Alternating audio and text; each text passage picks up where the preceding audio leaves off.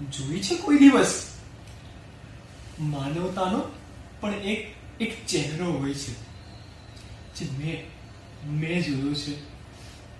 આ પેટમાં જ્યારે કાળઝાળ આગ દોડતી હોય ને ત્યારે તમને ખાલી પીવા હાટું પાણી જ મળે ને ત્યારે કોક આમ અડધું બટકું રોટલો તમને દે ને ત્યારે એ જે દેવા વાળાનો ચહેરો હોય ને સાહેબ, ઈ માનવતા. ને આ મહામારીના સમયમાં હું મારા પરિવારનું કેમ ધ્યાન રાખીશ? શું ખવડાવીશ હું મારા પરિવારને? એક વિચાર મારી અંદર આમ કહેવાય ને કે મને ખૂંચવી રહ્યો હતો. ને એટલામાં બહારથી એક અવાજ આવ્યો કે અહીં ભૂખ્યાને ભોજન મળે છે. ને મેં જોયું તો આ મહામારીના સમયમાં લોકો નાત જાત ધર્મના ભેદભાવ ભૂલીને અમારે જેવા ગરીબ લોકો હાટું ભોજન પૂરું પાડે છે. મેં તમને કીધું ને, માનવતાનો ચહેરો. સાહેબ, ત્યારે જોયું મેં એ માનવતાનો ચહેરો.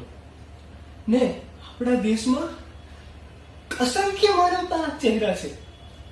જ્યારે કોઈ કર્મચારી પોતાના કામ પર નથી જઈ શકતો ને એનો શેઠ જ્યારે એના ઘરમાં ખાવાની વસ્તુઓ પૂરી પાડે છે ને, ઈ છે શેઠની માનવતા.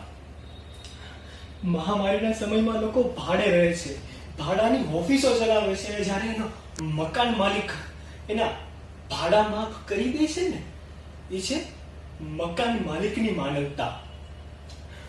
ને મેં તો ઘણા લોકોને જોયા છે કે જેમની રહેવા હાટું ઘર નથી ને ત્યારે જે સામાજિક સંસ્થા આગળ આવી છે ને સાથે મંદિરોએ પણ ખૂબ મદદ કરી છે.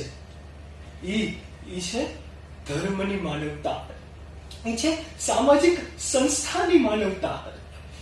અને આપણા કોરોના વોરિયર્સ, જેને આપણે કોરોના વોરિયર્સ કહે છે, આપણા ડોક્ટર્સ, આપણા પોલીસ કર્મી, આપણા સ્વયંસેવકો જ્યારે મોત સાથે લડીને આવે છે ને, અને જ્યારે લડીને પાછા પધારે છે ને એમના ઘરે, ને ત્યારે આપણે સૌ એમને ફૂલડા વીરીને સ્વાગત કરીએ છીએ ને, એ છે સંબંધની માનવતા. એ છે સંબંધની માનવતા. માનવતા એ એક સમગ્ર દેશને સમજવા જેવી બાબત છે.